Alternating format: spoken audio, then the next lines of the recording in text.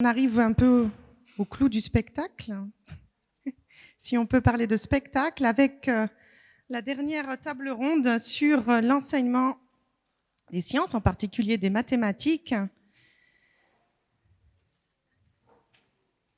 Et à cette table ronde, nous accueillons donc Marc Courbeau, professeur et chargé de mission en mathématiques de la cellule académique recherche, développement, innovation, expérimentation de l'Académie de Bordeaux, en sigle CARDIE ou Cardi.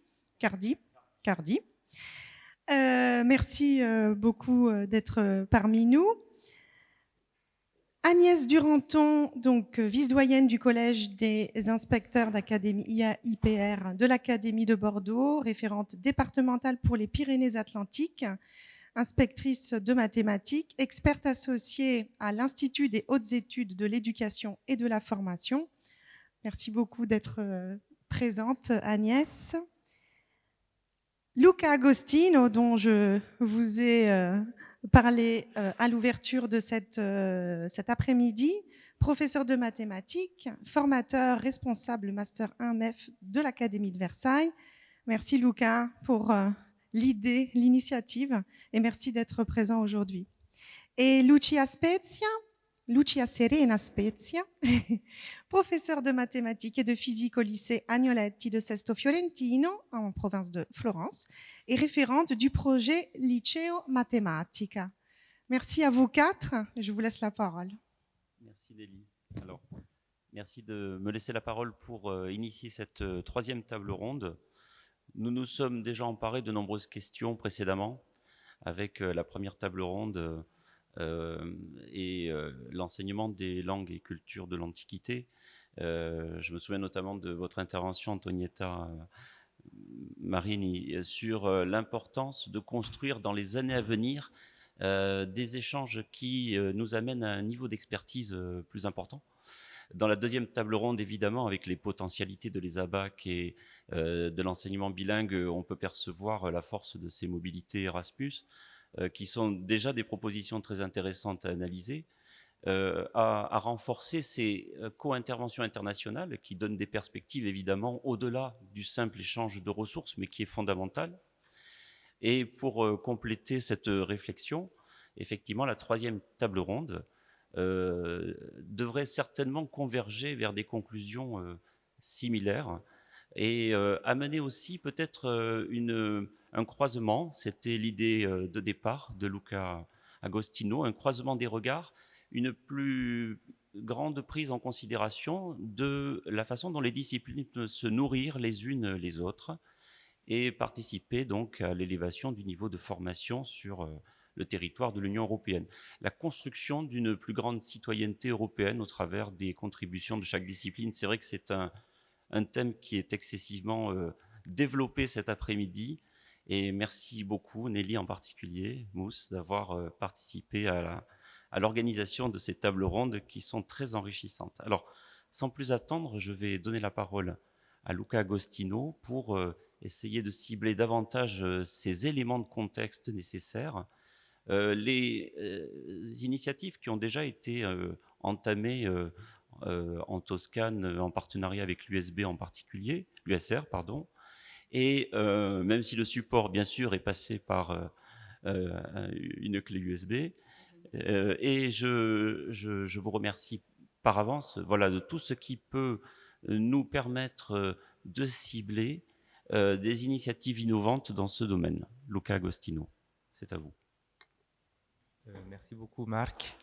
Merci à toutes et à tous de votre présence. Merci aux organisateurs. Je tiens à commencer en disant que j'étais heureux de travailler avec les collègues qui sont présents à la table avec moi. Ce fut un travail de construction passionnant. Et encore une fois, merci beaucoup. Et j'espère que ça sera juste le début d'un long parcours de travail commun sur ces thématiques qui nous tiennent à cœur. Donc, alors, le sens de ma présentation, je ne sais pas si on peut afficher peut-être quelques diapositives, est celui de faire un retour d'expérience, d'une expérience qui s'est déroulée depuis maintenant 1 an et demi, presque 2 ans, et qui va nous permettre peut-être de mettre des mots, des exemples concrets à des thématiques qui ont été évoquées plusieurs fois cet après-midi. Cela va nous permettre aussi de reprendre un petit peu l'historique qui nous amène à être ici aujourd'hui, et voilà, et redonner des éléments de contexte également.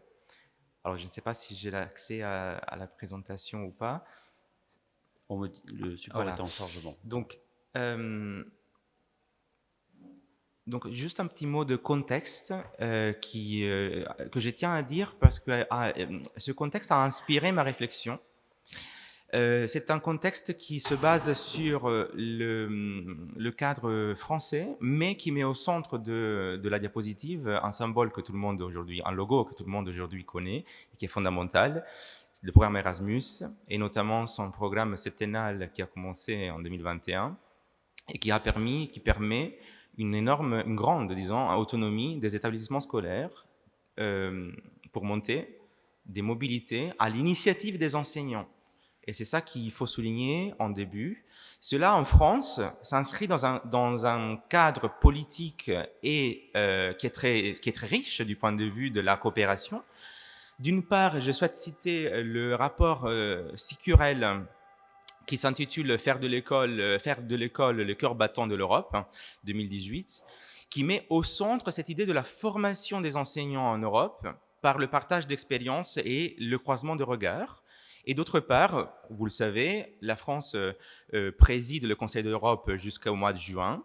Et c'est vrai que cette présidence a impulsé des projets et aussi de la réflexion dans plusieurs domaines, y compris le domaine de l'éducation. Alors, nous parlons de mathématiques dans cette table ronde. On peut se poser la question pourquoi, parce que finalement, effectivement, il y a des programmes qui se basent sur l'histoire, sur les humanités qui existent. Mais en effet, il y a un intérêt qui est très fort pour les mathématiques, notamment dans leur relation franco-italienne. D'une part, parce qu'en France, aujourd'hui, nous avons une vraie question mathématique. Depuis quelques années, les derniers rapports PISA ont questionné le monde des mathématiques en France, en Italie aussi d'ailleurs. Et cela a donné lieu à des productions au niveau du ministère qui sont très riches.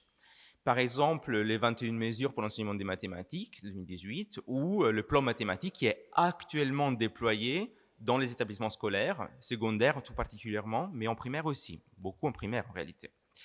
Et puis, il ne faut pas oublier que Italie et France, nous sommes voisins géographiquement. Néanmoins, nous sommes suffisamment éloignés du point de vue de l'éducation des méthodes pédagogiques en mathématiques, et cela produit une tension qui est forcément porteuse d'innovation et de réflexion. Et puis, évidemment, je souhaite évoquer le fait que les mathématiques sont aussi un langage en soi, et cela permet de franchir des barrières, notamment linguistiques.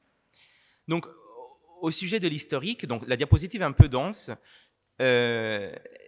À l'été 2021, j'ai eu l'idée de proposer des actions de formation binationale à des uffici scolastici regionali en Italie.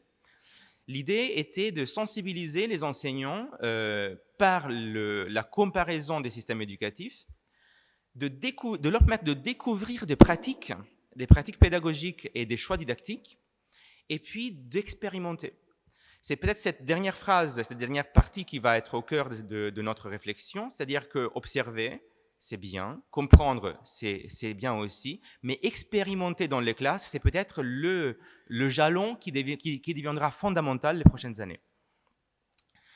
Au niveau juste quelques éléments statistiques, cette formation dont je vais vous parler très rapidement a été déjà déployée dans plusieurs régions italiennes. Vous avez des statistiques qui s'affichent. Et ce qui est intéressant de remarquer, c'est qu'aujourd'hui, c'est une action qui s'est déroulée à la fois en formation initiale, à la fois en formation continue, surtout en formation continue en réalité, et puis tout récemment dans des situations de classe, j'oserais dire de co-animation, de co-intervention avec les élèves. Ceci est un exemple de plan de la formation. Vous voyez, ce plan correspond à une formation qui a été déployée au printemps 2021. C'est une formation qui mêle des apports magistraux, donc des contenus, à des apports d'ateliers.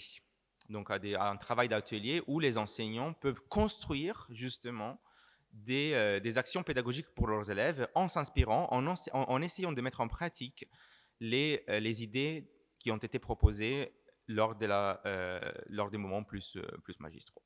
Et puis aussi des documents à distance qui vont permettre d'étoffer la réflexion des enseignants. Il est très important de remarquer à ce moment-là qu'au-delà de la transmission des savoirs et des compétences et des contenus, il y a un point qui est fondamental sur l'intérêt de cette typologie de formation croisée. Il y a un gros risque dans ces actions, c'est celui d'imaginer des formations qui classent les pratiques pédagogiques, qui donnent des jugements de valeur sur les pratiques pédagogiques. Or, il me semble fondamental enlever ce biais de notre discussion et de se concentrer sur le fait que souvent, les différences qu'on remarque dans les approches pédagogiques et didactiques sont des différences qui ont une racine très forte dans les choix de société et de culture des États. Je vous ferai 2 exemples très rapidement et puis les collègues qui vont intervenir vont aller dans les détails et dans des points très précis de pédagogie et de didactique. Il y a un premier volet qui est intéressant à remarquer, c'est que la comparaison didactique permet aux enseignants de se rendre compte que la façon d'enseigner une même notion est potentiellement très différente, cela on l'a déjà vu effectivement, et que cette différence dépend de choix didactiques qui sont parfois historiques, comme en France. En France, on a la tradition des didactiques de Brousseau qui vient de Brousseau et qui a été étoffée par d'autres chercheurs et didacticiens plus récemment, qui a eu un impact réel dans l'enseignement des mathématiques dans les classes. Et je dirais même au-delà, les manuels scolaires sont construits à partir des choix didactiques qui découlent de théories didactiques formalisées par des chercheurs comme justement Brousseau et sa théorie des situations didactiques. Concrètement, cela se réalise par des activités que nous appelons des activités de découverte, où l'élève est mis face à une situation, à un problème, dont la résolution demande des connaissances et des compétences que l'élève n'a pas encore, ne possède pas. Et donc, c'est ce frottement entre le besoin et la notion non connue qui génère l'apprentissage dans l'élève, en tout cas l'étincelle de l'apprentissage chez l'élève. Et donc, c'est une découverte intéressante parce que ce n'est pas forcément le paradigme italien de l'enseignement. En tout cas, il y a évidemment des enseignants qui peuvent travailler de cette façon-là, mais disons que statistiquement, l'approche est potentiellement très différente. Et puis, un deuxième volet pédagogique. Et cela, c'est un point très intéressant. Ça a été l'un des moments forts de la formation qui a été déployée pour les enseignants. Les pratiques pédagogiques qui découlent de besoins, disons, d'organisation, comme les questions flash, qui est un moment de cours très court, qui se déroule en début de séance et qui comporte en gros 2-3 questions rapides pour les élèves, avec une finalité pédagogique claire, c'est celle de les mettre au travail rapidement, d'engager le travail, l'investissement des élèves, pour éviter toute perte de temps, voire de dissipation en début de cours. Je rappelle, à titre anecdotique, que les élèves français changent de classe, de salle de cours à toutes les heures, presque à toutes les heures. Donc cela signifie effectivement un moment d'installation qui est relativement important. Eh bien, vous voyez comme l'organisation scolaire implique des choix qui sont pédagogiques, et ce qui est magnifique dans cette histoire, c'est que le choix pédagogique a une conséquence didactique gigantesque.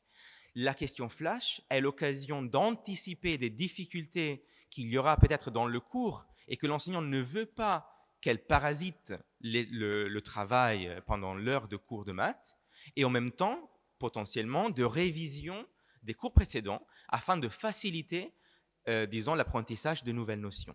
Donc, c'est vraiment très intéressant d'aller creuser ces liens de causalité entre les choix et les conséquences didactiques et pédagogiques. Un autre exemple qui est très fort et qui permet de mettre en comparaison les systèmes pédagogiques italiens et français, c'est celui d'axer le travail sur des éléments forts dans les 2 pays. Et l'un des éléments qui est le plus fort est sans doute la pratique de l'oral en classe, parce que, et Agnès en parlera bien plus amplement que moi, D'un côté, l'Italie est un pays où il y a une forte tradition de l'oral. D'autre part, en France, il y a une véritable, travail de réflexion sur les pratiques autour de l'oral qui mène à des inventions pédagogiques plutôt intéressantes, comme celle des murs pédagogiques, qui sera détaillée plus tard par Agnès et qui consiste tout simplement, basiquement, disons, dans sa forme la plus simple, à faire coopérer les élèves à l'oral à l'aide de murs où les élèves peuvent annoter des résolutions et des notes. On verra les détails plus tard. Et puis le dernier point que je voulais évoquer, je m'arrêterai juste après, c'est cette idée de prolonger la réflexion dans l'expérimentation. En effet, les mobilités Erasmus ont eu au centre de leur déploiement le fait d'amener des enseignants à observer des pratiques. Or, il me semble qu'on peut pousser plus loin cette idée en permettant à des enseignants d'aller expérimenter, voire proposer des cours tels qu'ils le feraient chez eux, dans un autre pays, avec des élèves qui ont d'autres habitudes pédagogiques et didactiques. Cela permet, d'une part, aux enseignants qui assistent de découvrir la façon d'animer un cours dans un autre pays européen, et d'autre part aussi, de mener une réflexion sur comment la façon d'animer le cours a un impact sur l'apprentissage des élèves et sur les habitudes. Et ma collègue Lucia vous donnera plus de détails parce qu'ensemble, et j'en étais ravi, ce fut des moments vraiment, vraiment magnifiques à vivre, on a pu vivre cette expérience avec ces élèves. Et vous verrez qu'elle est très porteuse de réflexion pédagogique, et j'irai même plus loin, de formation pour les enseignants qui, en se détachant de leur classe, en regardant ce qui se passe loin de chez eux, n'ont pas du coup le biais du jugement sur leur pratique, mais ils ont seulement l'envie de découvrir et d'observer quelque chose qui est à l'apparence loin, mais qui finalement est assez et leur permet de développer un esprit critique sur leur pratique quotidienne. Donc voici un tout petit peu un premier retour d'expérience. Et maintenant, je laisse la parole à Marc et puis surtout aux collègues, effectivement, pour aller plus loin dans quelques points très saillants de cette expérimentation. Merci de votre attention. Merci Luca Agostino. Je ne ferai que le lien avec la deuxième intervention d'Agnès Duranton en disant que, effectivement, merci pour ces points de convergence parce que tout à l'heure, Daniel Assecci évoquait le fait que cette co-intervention internationale peut être source de nombreuses initiatives innovantes et cette externalisation de l'activité, en tout cas cette excubation de l'activité de l'enseignant peut permettre de trouver un terrain justement qui nourrit la réflexion. Et merci aussi pour ces propositions, en tout cas ces pistes de réflexion, elles sont autant de perspectives. Alors Agnès Duranton, peut-être pourrions-nous regarder, de par votre expérience, parcours, expertise, un point particulier, celui de l'oral qui vient d'être évoqué, comme étant peut-être un levier plus fort pour travailler sur l'enseignement des mathématiques et bien entendu d'imaginer là aussi la façon dont ça peut nourrir notre problématique de l'enseignement des sciences. Je vous cède le micro. Donc j'aimerais avoir le diaporama. Non, alors c'est Voilà, alors cette présentation a pour but de comprendre la place de l'oral dans l'enseignement français, qui, contrairement à celle qu'elle occupe dans l'enseignement italien, et Luca vient d'y faire allusion, ne va pas de soi. De l'école primaire au lycée, la pratique de l'oral, ses répercussions sur les apprentissages des élèves et leurs projets d'orientation sont aujourd'hui une des préoccupations majeures du système éducatif français. La focale, mise en France sur l'oral depuis 2019, est liée à la réforme du lycée et du baccalauréat 2021. Désormais, les élèves de terminale ont une épreuve appelée Grand Oral, inspirée du colloquio. Une épreuve de 20 minutes en 3 temps, 5 minutes pour présenter une question sur les 2 que les élèves auront préparés durant l'année, 10 minutes d'échange avec un jury de 2 enseignants et 5 minutes sur leur projet d'orientation. Cet oral compte pour un coefficient 10 dans la voie technologique et 14 pour la voie générale sur les 100 coefficients du baccalauréat. L'épreuve du grand oral a été conçue pour permettre au candidat de montrer sa capacité à prendre la parole en public de façon claire et convaincante. Elle lui permettra aussi d'utiliser les connaissances liées à ses spécialités pour démontrer ses capacités argumentatives et la maturité de son projet de poursuite d'études, voire professionnel. La motivation et la mise en œuvre du grand oral prend sa source dans le rapport de Cyril Delay, professeur d'art oratoire à Sciences Po Paris, « Faire du grand oral un levier de l'égalité des chances », remis au ministre le 24 juin 2019. On sait l'importance de l'oral à la fois dans l'enseignement supérieur, mais aussi dans les concours, que ce soit des concours de recrutement ou des concours de grandes écoles, ou lors d'entretiens d'embauche. Un article de Sylvie Plane, professeure émérite de sciences du langage à la Sorbonne, paru il y a quelques années dans les cahiers pédagogiques, ceux du 31 août 2015, et intitulé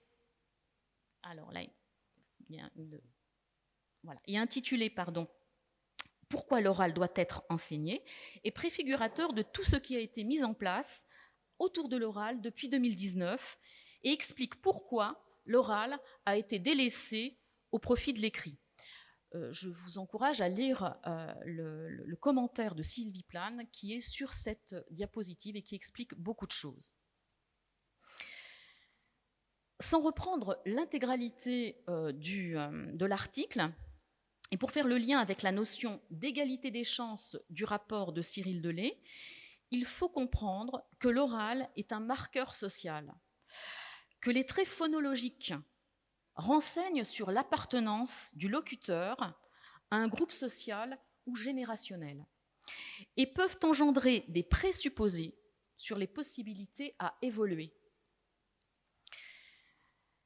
Sylvie Plane distingue 3 statuts différents de l'oral à l'école, selon qu'il sert à désigner les modalités pédagogiques, un outil au service des apprentissages ou un objet d'apprentissage. Les modalités pédagogiques sont de l'ordre de la gestion de classe, cours dialogués, résolution de petits exercices, de la rubrique à l'oral, de manuels scolaires. L'oral, comme outil au service des apprentissages, est un oral où l'élève va devoir résoudre un problème avec ses pairs en mobilisant des compétences mathématiques ou transversales et produire un exposé. C'est ce dont a parlé Luca et sur un objet justement de formation avec les enseignants italiens. L'oral devient objet d'apprentissage si la production fait l'objet de conseils de l'enseignant ou de l'auditoire pour améliorer la qualité et l'efficacité de la prestation orale. Une des 7 compétences du livret scolaire pour la série générale spécialité mathématiques est communiquer à l'oral en utilisant un langage rigoureux et des outils pertinents. Le travail de Mayalène Mandibour, une professeure de mathématiques dans le Pays basque, illustre le passage de l'oral comme outil au service des apprentissages à l'outil comme objet d'apprentissage. L'organisation d'un travail collaboratif en respectant des règles établies favorise les oraux authentiques avant l'exposé, vu comme un oral scriptural. Cette enseignante utilise dans ses cours un objet qui a été créé par Bruce de Mogé-Bost, un professeur des écoles, à l'école Federico Garcia Lorca de Vaux-en-Velin dans la banlieue lyonnaise.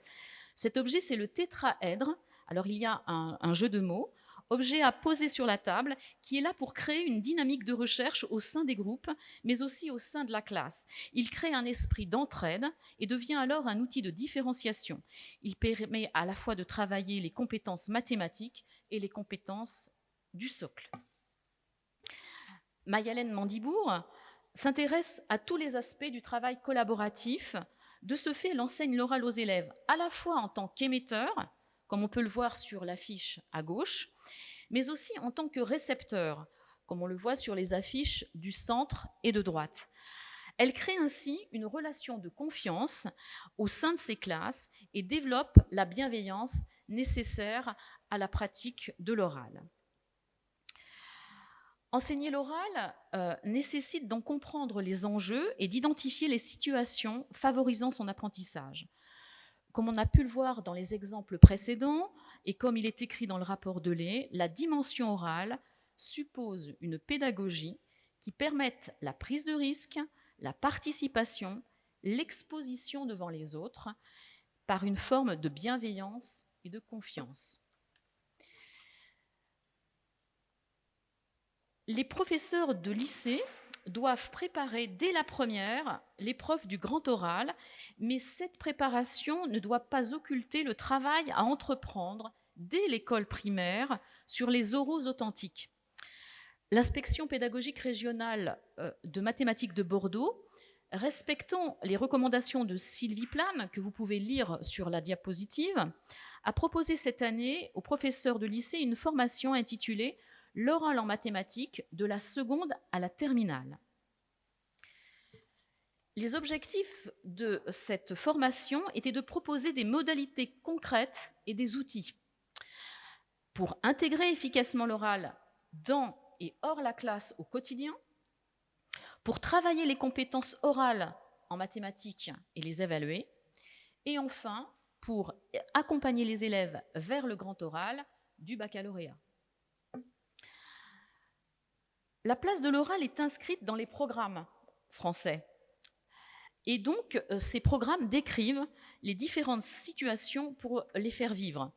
Par exemple, comme vous pouvez le lire, la reformulation par l'élève d'un énoncé ou d'une démarche, les échanges interactifs lors de la construction du cours, les mises en commun après un temps de recherche, les corrections d'exercices, les travaux de groupe ou encore les exposés individuels ou à plusieurs. Les compétences orales peuvent se travailler dans et hors la classe, par exemple à l'aide de podcasts. Et leur évaluation peut être faite à partir de grilles co-construites avec les élèves sur une séance dédiée d'1 heure. Il est aussi important de respecter une progressivité dans les apprentissages. Il est complètement illusoire d'imaginer qu'un élève, du jour au lendemain, va pouvoir prendre la parole en continu devant un jury. Et essayer de distinguer les différents types d'apprentissage constitutifs des compétences à l'oral.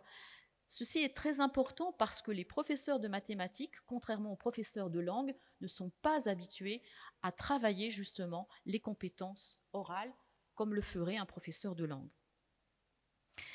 Différents outils sont mis à disposition des élèves pour les accompagner vers le grand oral, des outils qu'ils pourront utiliser en autonomie, seuls, comme des vidéos ou des tutos sur le site de l'Éducation nationale ou encore sur une plateforme numérique de l'audiovisuel public, ou avec leurs professeurs, comme des fiches navettes. Alors, les fiches navettes, ce sont des fiches qui vont aller de l'élève à l'enseignant, avec des apports de la part du professeur, des questions de la part de l'élève, mais aussi des grilles d'évaluation ou encore des carnets de bord. À ce titre, la DAFPEN de Bordeaux a réalisé un carnet de bord très complet permettant d'aider à la fois les élèves et les professeurs pour la préparation du grand oral. La mise en place de ce grand oral dans les épreuves du baccalauréat, qui plus est à une hauteur importante dans les coefficients, est un moteur pour l'évolution des pratiques enseignantes et pour l'innovation. L'utilisation de podcasts, de murs pédagogiques ou de murs collaboratifs se démocratise de plus en plus dans les classes, et ainsi que les web radios, où un effort particulier a été fait en ce sens dans l'Académie de Bordeaux. On ne peut pas maintenant parler de l'oral sans évoquer la posture des professeurs des écoles en France dès le cours préparatoire en cours de mathématiques. Il a été observé que la lecture des énoncés des problèmes était dévolue principalement aux filles et que l'explicitation des démarches était dévolue aux garçons. Les enseignants, par cette pratique de l'oral, accentue le stéréotype de genre, y compris les enseignantes, c'est-à-dire les femmes. Vous pouvez voir sur la diapositive l'effet de l'enseignement en France au cours préparatoire. À l'entrée au cours préparatoire, les compétences mathématiques sont équivalentes chez les garçons et les filles. Et après une année d'enseignement, on voit que les écarts se creusent en défaveur des filles. Les scores TIMSS pour les élèves de 4e sont aussi en faveur des garçons, sauf pour les élèves finlandais. La question que l'on peut se poser, c'est est-ce qu'il peut y avoir une corrélation entre le niveau en mathématiques des filles et entre la pratique de l'oral au sein des classes? On remarque que les filles décrochent en mathématiques au fil des années et que la participation des garçons à l'oral est de plus en plus volontariste. Nous avons pu aussi voir que cette pratique était aussi valable dans les cours italiens lors de notre mobilité et dans les cours que nous avons pu observer au cours de ces 3 jours. Contrairement au langage oral, l'écrit est un acquis culturel, enjeu historique de l'enseignement à l'école primaire, au collège et au lycée. Ce n'est que très récemment que l'enseignement de l'oral est devenu un vrai sujet, en particulier grâce à la réforme du baccalauréat et à l'introduction du grand oral. Il est perçu comme difficile, car chronophage, mais l'innovation pédagogique s'est emparée de cette problématique et aujourd'hui remplit sa mission en pénétrant de plus en plus les classes. Merci Agnès Duranton pour tous ces développements concernant l'oral. Autant d'éléments à prendre en compte. Et la 3e intervention, voilà, sera celle de Lucia Serena Spiezza, j'espère avoir bien prononcé votre nom, sur des exemples. Allons en classe, allons justement au contact des élèves et regardons ce qu'il se passe. Inévitablement, vous allez être amenés à évoquer vous aussi l'oral. C'est à vous.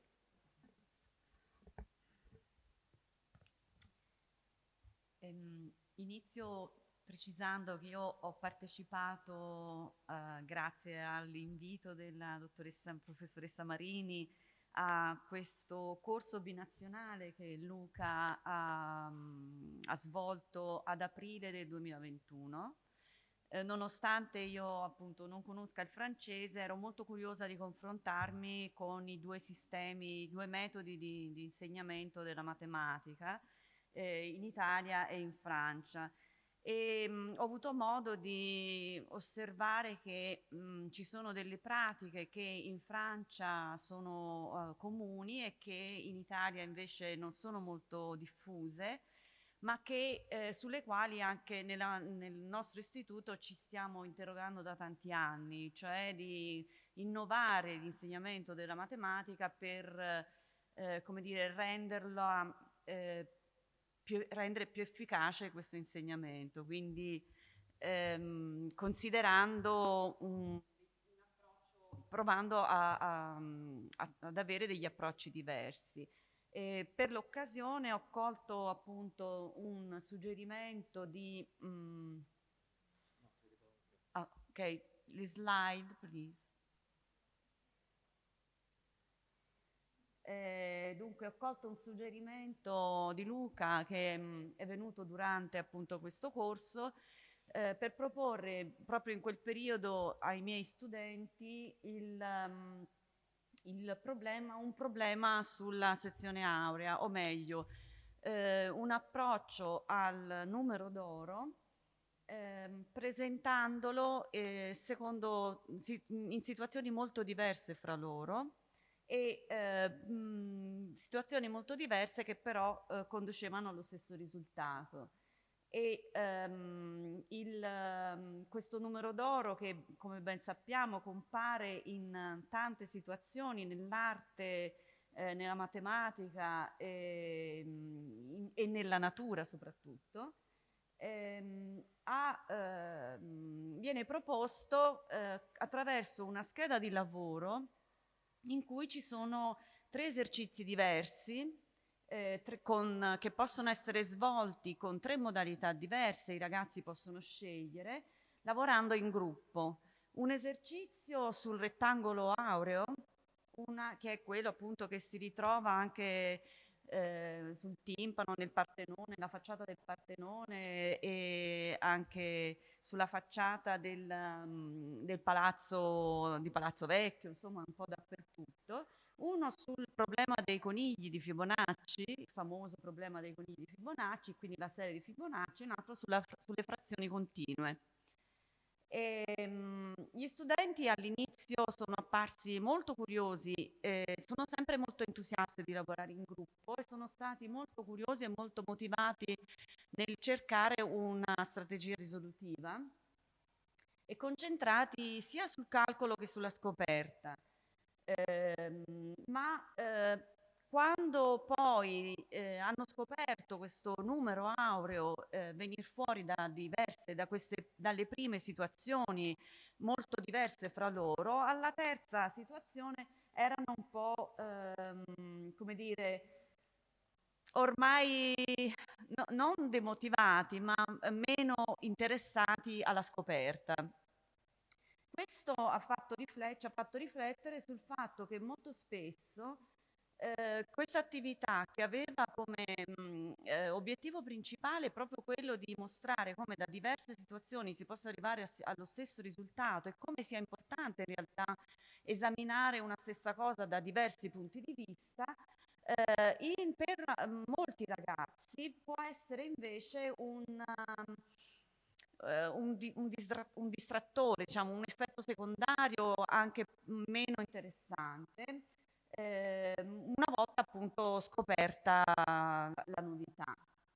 Quindi appare invece un po' ripetitivo e poco significativo.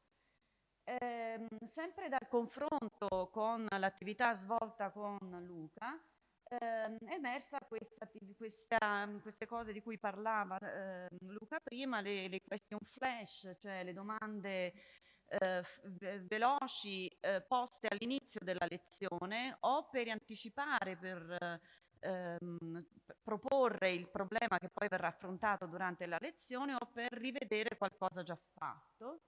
E un'attività di questo tipo io ho proposto ai ragazzi un racconto in cui si vuole sottolineare l'importanza dei dati in un problema.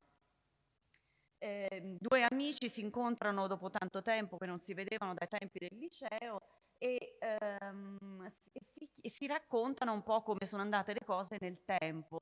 E uno dice all'altro: hai dei figli? Sì, ho 3 figlie. E qual è la loro età? Ugo dice ad Ada, gli propone un po' un problema, la questione matematica, la loro età ha come prodotto il 36 e la somma è il numero di questa gelateria. Allora Ada, dopo aver riflettuto, dice: i dati che mi hai fornito non sono sufficienti. Allora, sulla base di queste informazioni, i ragazzi devono intanto cominciare a formalizzare il problema e vedere per quale motivo Ada non è in grado di dare una soluzione. Allora gli si dà l'informazione successiva, perché Ugo dice: beh, in effetti non ti ho detto che la maggiore delle mie figlie ha gli occhi azzurri. Ora, un dettaglio che sembra del tutto fuorviante, che non ha niente a che fare con conti e con i numeri precedenti, è invece risolutivo per la risposta. Perché infatti Ada dice: beh, adesso ti so dire qual è l'età delle tue figlie. Sarebbe interessante proporre a voi lo stesso quesito, ma i tempi sono un po' brevi per la riflessione, quindi vi mostro intanto quali sono le possibili risposte. E le possibili risposte, come vediamo esaminando il fatto che il prodotto dell'età 36 sono queste diverse righe che hanno tutte come risultato il prodotto 36. Però vediamo che le somme non sempre sono univoche. Allora individuiamo già le 2 righe interessanti. Le 2 righe interessanti sono quelle che danno come somma 13, perché ce ne sono 2. Siccome Ada non è in grado di rispondere, vuol dire che la risposta non era univoca, quindi che ci sono 2 possibili risposte, quelle col 13, e soltanto poiché Ugo aggiunge la maggiore figlia, la mia figlia maggiore, quindi è l'unicità della figlia maggiore, non tanto il fatto che abbia gli occhi azzurri, a dare un'unica risposta, quindi naturalmente comprendiamo che non è la riga 166 che dà come somma 13, ma è la riga 229 che ha la maggiore 9 anni e le 2 figlie gemelle, evidentemente, scopriamo anche che quindi sono 2 figlie gemelle che hanno 2 anni. Questa attività è appunto un'attività che può aprire una lezione o può ricollegarsi a questioni un po' di logica trattate nella lezione precedente e durante sempre il confronto Italia-Francia, come lo chiamo io, che abbiamo avuto con Luca, Luca ci ha raccontato come funziona il sistema scolastico e come stanno molto lavorando ora su questo grande oral, come ci diceva Agnès, e che ha costretto anche un po' i docenti francesi a riflettere un po' di più. Come sempre le cose nuove danno l'occasione per fare un lavoro di ricerca. E anche su questo devo dire che anche in Italia noi del nostro liceo ci stiamo lavorando molto, sia sullo stimolo delle esperienze degli altri paesi e in particolare della Francia, sia sul fatto che naturalmente in Italia la tradizione orale invece è molto radicata, però è radicata in modo che può sembrare un po' anche, forse la radice è la stessa, anche con qualche ragnatela, perché ovviamente ormai si va un po' per inerzia sull'orale. Invece abbiamo visto che, come ci ha fatto vedere Agnès, l'orale quest'anno, l'orale sta cambiando tutti gli anni, anche quest'anno cambia e viene proposto un orale un po' diverso, quindi un orale, intanto appunto vi dico che vi seguo un po' le slide, appunto c'è una tradizione, i ragazzi sono abituati sin dalla primaria a spiegare quanto appreso attraverso la produzione orale, con differenti livelli di diversi livelli di istruzione, con differenti metodi e livelli di difficoltà, e anche per le discipline scientifiche, in particolare per la matematica, c'è una tradizione orale molto forte. E, in particolare con che criteri? Si analizza una situazione problematica, prima discutevamo sul termine situazione problematica, che può sembrare qualcosa che non funziona, ma invece vuol dire che non è semplicemente un problema, ma viene proposta una situazione che può partire anche da un modello di realtà, quindi da una situazione reale, che deve essere quindi analizzata e modellizzata secondo il linguaggio matematico e risolta cercando una strategia. Quindi l'analisi del problema, la ricerca di una strategia e lo sviluppo di una procedura risolutiva. Se durante questo sviluppo della procedura risolutiva compare, c'è bisogno di citare un problema o di utilizzare delle proprietà note o nuove, si chiede di farne la dimostrazione o perlomeno di citarlo per grandi linee. Oppure all'orale si può proprio chiedere di dimostrare delle proprietà, ripeto, nuove o già note. Questo è un esempio di griglia di valutazione, una rubrica di valutazione dell'orale in cui si tiene conto della capacità di analisi della situazione, della capacità di trovare una strategia risolutiva efficace, dell'acquisizione delle conoscenze e dei metodi risolutivi appresi durante il percorso e infine in modo importante anche la capacità di esposizione e di uso dei linguaggi appropriati. questo in collaborazione con i docenti delle materie umanistiche, dove viene applicato un metodo anche lì scientifico, come dire, per una reciprocità negli approcci.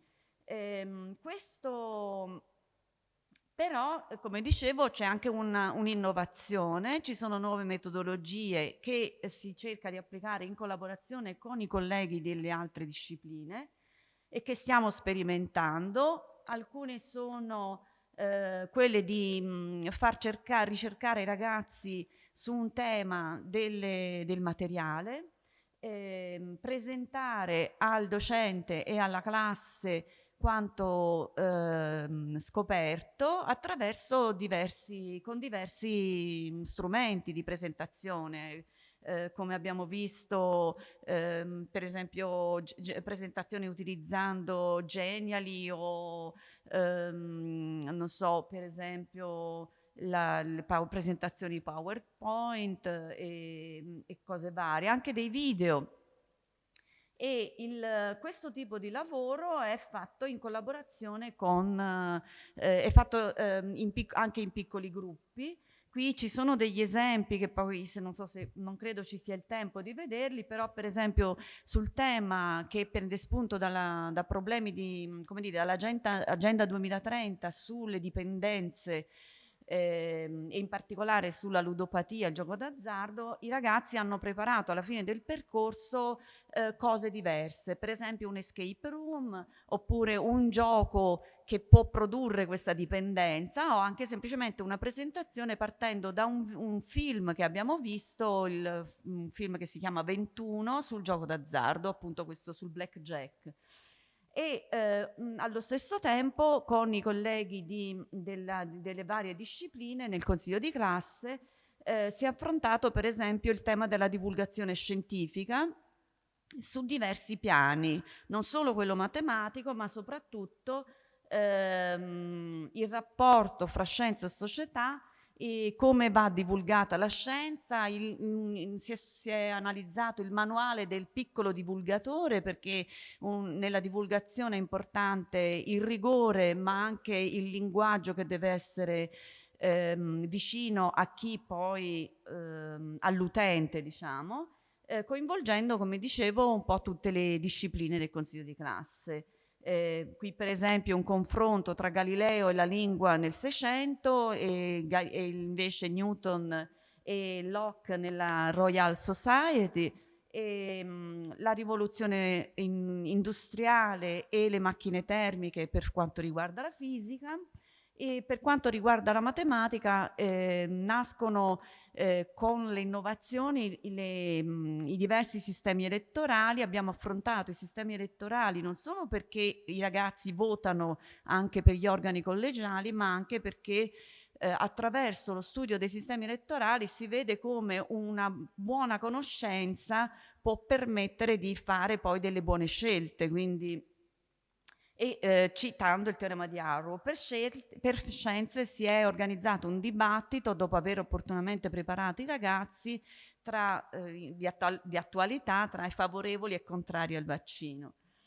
E questo per dire che per arrivare all'esame, ora siccome c'è questa parte, come si diceva, di orale non preparato, in cui si dà un documento, una fotografia, un'opera d'arte, e da questa i ragazzi devono essere in grado, in autonomia, di preparare un discorso che coinvolga quante più materie possibile, è bene che non si arrivi all'esame a scoprire di dover fare una cosa del genere, ma che i ragazzi siano abituati nel tempo a organizzare a presentare una propria tesi e controbattere con altri. E poi c'è però all'esame appunto un orale invece preparato su argomenti trattati nel corso dell'anno, e poi la discussione degli iscritti con il commento alle prove già svolte. Io mi fermo qui, appunto queste sono le competenze che l'orale in Italia dovrebbe sviluppare, quello appunto di essere in grado di presentare, di argomentare su un tema anche nuovo, di discutere sulla base di conoscenze acquisite e solide, ma anche di riportare esperienze maturate come le esperienze di cittadinanza o le esperienze di orientamento acquisite nel tempo. Volevo salutarvi, c'era l'ultima slide, grazie mille per l'attenzione. Merci. C'était la dernière diapositive de votre diaporama. Lucia Sereda Spiezza, grazie mille. Le temps de charger la nouvelle infographie qui sera la dernière pour les minutes qui nous restent dans cette ultime table ronde. Vous remercier des exemples qui ont été proposés.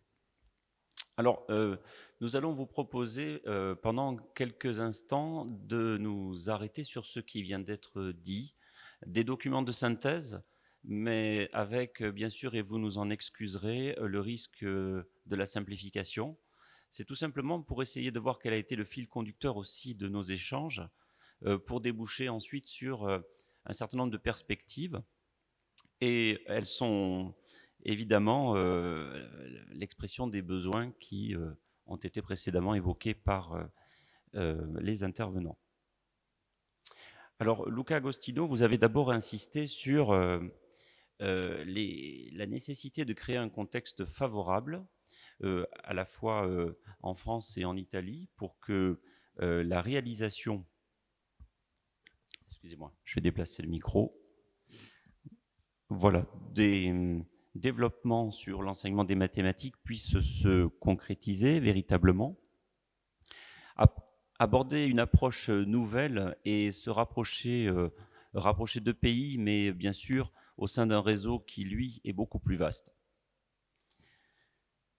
Dans un deuxième temps, vous avez insisté sur le fait qu'il faut s'appuyer sur les dynamiques locales, sur certaines qui impliquent plus particulièrement l'USR de Toscane.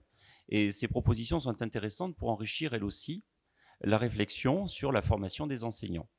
Donc, ce sont des dispositifs assimilables à des laboratoires de mathématiques qui méritent toute notre attention, puisque ces démarches sont au croisement de l'enseignement, de la formation et de la recherche. S'interroger sur la plus-value pour les élèves et pour les enseignants a été votre troisième préoccupation tout à l'heure. Observer les changements de pratique chez les enseignants qui favorisent les conditions de l'apprentissage véritablement. Impulser de nouvelles modalités de travail en aménageant les espaces, par exemple, pour faire évoluer les postures des élèves. Mieux cerner le lien entre les aspects didactiques et sociétaux, développer l'esprit critique, autant de sujets, là aussi, très enrichissants. Et enfin, un quatrième aspect dans ce qui a été dit il y a quelques minutes, les leviers au service de l'innovation et de la formation, savoir et être en capacité de faire vivre cette mobilité sur un territoire plus grand, travailler avec les enseignants à distance de leur lieu habituel, identifier les facteurs permettant de se libérer des jugements et mieux agir collectivement pour développer cette réflexion. Mais c'est surtout le troisième aspect qui a été novateur aussi, c'est l'accompagnement qui découle inévitablement des personnels dans ce travail réflexif qu'ils doivent mener en parallèle.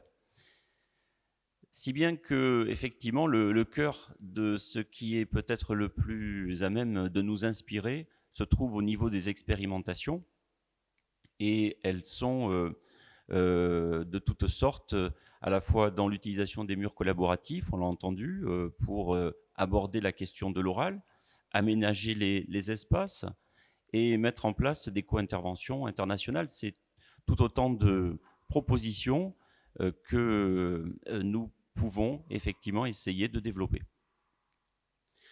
Merci à Agnès Duranton qui, dans un souci de clarté, a choisi un sujet en particulier, celui de l'oral, pour essayer de mieux comprendre à quel point il peut constituer un levier dans l'enseignement, mais que cette notion est forcément polysémique, au même titre que l'écrit. L'oral, un outil essentiel au service des apprentissages, mais aussi comme objet d'étude. Passer de la classe à l'examen, évidemment, c'est une réflexion qui doit être menée dans le fait de s'interroger sur la place de l'oral dès l'instant où il est abordé, faire du grand oral en particulier, qui est proposé en France à l'examen du baccalauréat, un levier de l'égalité des chances, et en particulier pour les filles. L'innovation en découle inévitablement là aussi, puisque s'appuyer sur l'innovation pédagogique et les expérimentations actuelles peut être source pour les personnels de développement professionnel. Et dans un quatrième temps, on a entendu effectivement vos préoccupations en ce qui concerne les choix pédagogiques, savoir rechercher des postures qui permettent aux enseignants de se perfectionner, mais en s'interrogeant aussi sur les formes de l'oral, les formes que peut prendre l'oral, et mener une réflexion sur des situations qui favorisent l'oral dans la classe et hors de la classe, bien sûr, pour redéfinir la relation entre l'élève et le professeur.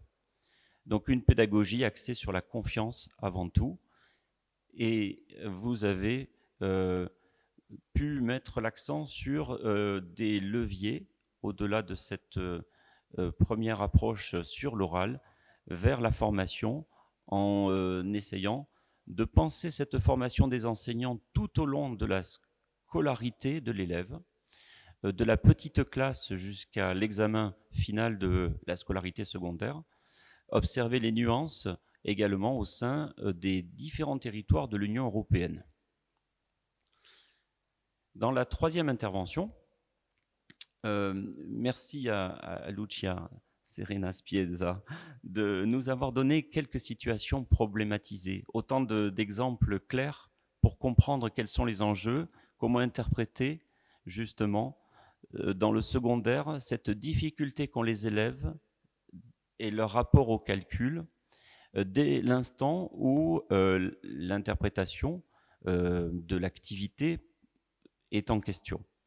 La multiplicité des contextes n'ajoute pas, là non plus, de facilité dans ce domaine. Vous avez également abordé la question de l'importance des données, qui est plus spécifiquement la question de l'enseignant, savoir interpréter un énoncé, et provoquer des initiatives chez les élèves qui soient de nature à consolider leurs apprentissages. Et notre discussion s'est tout à l'heure prolongée sur l'oral en Italie, à la fois dans un dilemme de tradition et d'innovation, un oral qui est en mouvement et sa place essentielle, bien sûr. Donc nous avons effectivement, et nous en venons à cette dernière présentation, laisser entrevoir un certain nombre de pistes de réflexion. Nous pouvons parler même d'ouverture et d'éléments d'ouverture, de prolongement possible de ces activités. La première étape étant peut-être celle de l'observation, l'innovation et les dynamiques sur le territoire comme source inépuisable de créativité pour tous les professionnels. Ce que nous vivons aujourd'hui, ces tables rondes, sont peut-être à un niveau supérieur, en ce sens que ces regards croisés sur l'enseignement peut nous permettre d'affiner un certain nombre de points de convergence, nous l'avons dit tout à l'heure, autant de pistes pour envisager de mieux cibler nos besoins en formation sur le territoire de l'Union européenne. Et lorsqu'elle se concrétise, effectivement, au travers d'Erasmus et d'autres propositions ont été faites dans ce domaine, effectivement, elle trouve aussi la possibilité d'évoluer. Donc ce sont des échanges entre partenaires qu'il faut consolider sans cesse et réinterroger systématiquement, mais peut-être en ciblant des problématiques et peut-être en faisant en sorte que cette co-intervention fasse davantage appel à des niveaux d'expertise identifiés pour que les situations soient nouvelles et inévitablement la réflexion enrichie. Alors, effectivement, le dernier point a été pour nous essentiel, et nous sommes très heureux de pouvoir vous le présenter parce que il est celui qui structure actuellement le dispositif de formation continue dans l'Académie de Bordeaux. Nous faisons évoluer actuellement les formations vers un continuum dont on va regarder, pour terminer, les différents aspects. La formation des personnels évolue pour permettre de passer d'une logique de l'offre à une logique de l'accompagnement à la demande. Et un certain nombre d'aspects ont été identifiés comme étant porteurs justement de ce développement professionnel. D'abord, le fait que cette offre de formation, ce continuum, doit être centré sur l'usager avec des cycles spécifiques dédiés à chaque catégorie de personnel. Il doit être aussi personnalisé pour répondre à des besoins spécifiques, individuels et collectifs, et permettre à chacun de participer à la construction de son parcours.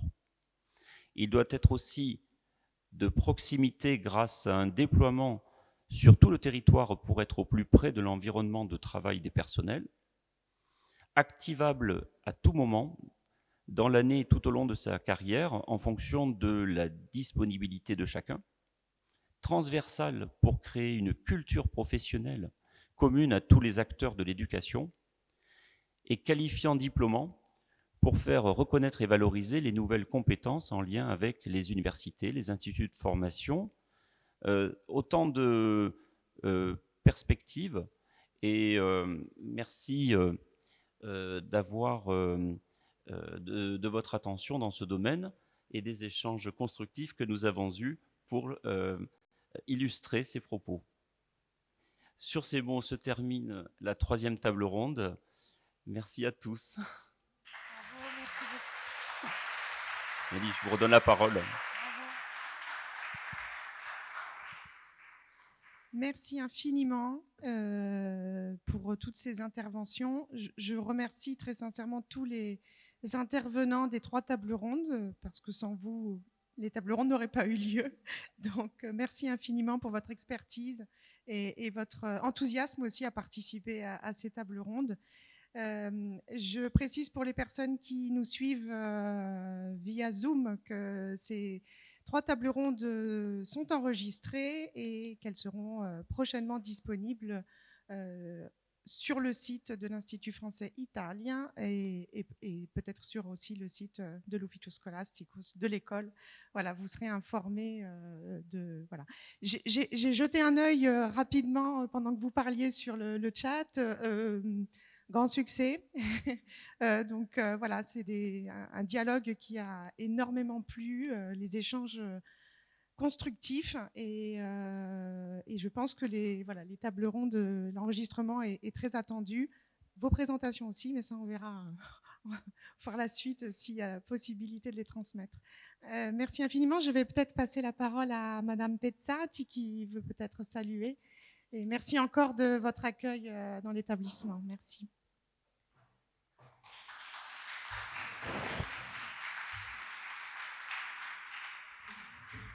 Io vi ringrazio, mi accodo alle parole che appunto ha detto Nelly Mus. È stato un bellissimo pomeriggio ricco di tanti stimoli, spunti di riflessione, ma soprattutto siamo andati anche nel concreto, proprio penso di aver toccato in queste tavole rotonde veramente tante tematiche che possono anche aiutare gli insegnanti e anche i dirigenti scolastici che erano presenti a momenti di approfondimento e di riflessione anche all'interno delle proprie istituzioni scolastiche. Quindi vi ringrazio davvero tanto, ringrazio di nuovo Nelly, l'Istituto francese, l'Accademia di Bordeaux, l'Ambasciata di Francia per aver dato a questo liceo e a tutti voi, direi, perché penso un po' di rappresentare il pensiero di tutti, questa bella opportunità. Quindi grazie infinitamente e un saluto anche a tutti coloro che non erano qua presenti ma che numerosi ci hanno seguito attraverso appunto la diretta in streaming. Grazie.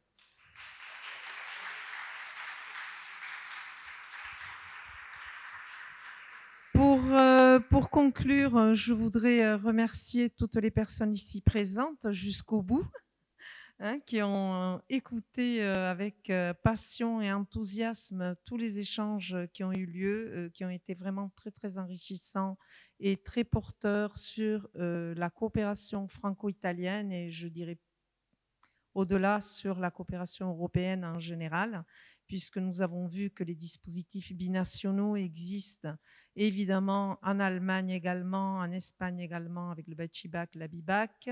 Il y a des classes bilingues un peu partout en Europe, que ce soit en français, en anglais ou dans d'autres langues. L'enseignement de la DNL est également très répandu dans d'autres pays qui n'ont pas un double baccalauréat. Et en ce qui concerne les langues anciennes, évidemment, elles sont aussi enseignées dans d'autres pays, mais surtout, on va dire, dans le pourtour méditerranéen.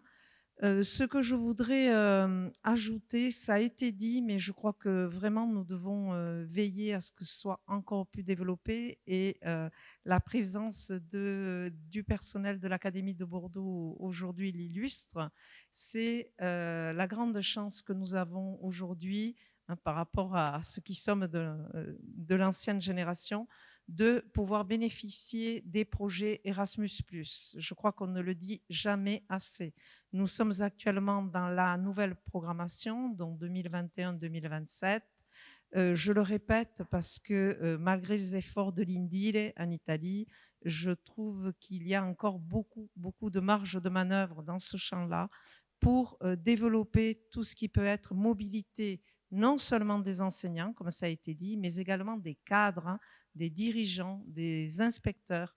Ça me paraît extrêmement important que les personnels des établissements, les personnels des administrations s'impliquent dans les échanges européens et évidemment les élèves. Donc j'incite tous qui nous écoutent aujourd'hui, et apparemment ils sont nombreux et j'en suis ravie, à déposer des projets Erasmus. La date limite est en octobre, donc si vous faites vite, vous arriverez, je ne sais pas, c'est autour du 15 octobre, je ne sais pas exactement, vous regardez sur le site Erasmus+ national de votre pays, mais en tout cas, vous êtes encore dans les temps pour déposer des projets Erasmus+, et pour recevoir des fonds en juin-juillet 2023, de façon à commencer les mobilités à partir de septembre 2023. Donc, profitez de cette aubaine, profitez de cette chance que nous avons aujourd'hui, qui vous permet de ne pas avoir à réécrire un projet chaque année, puisque vous avez juste actualisé vos mobilités une fois que vous êtes accrédité.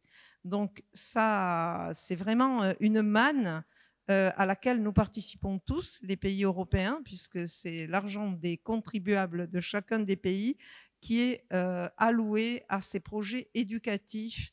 Et je crois que l'avenir de l'Europe, l'avenir de nos élèves, l'avenir de nos pays se situe là. Voilà. Merci beaucoup. Tante grazie a tutti.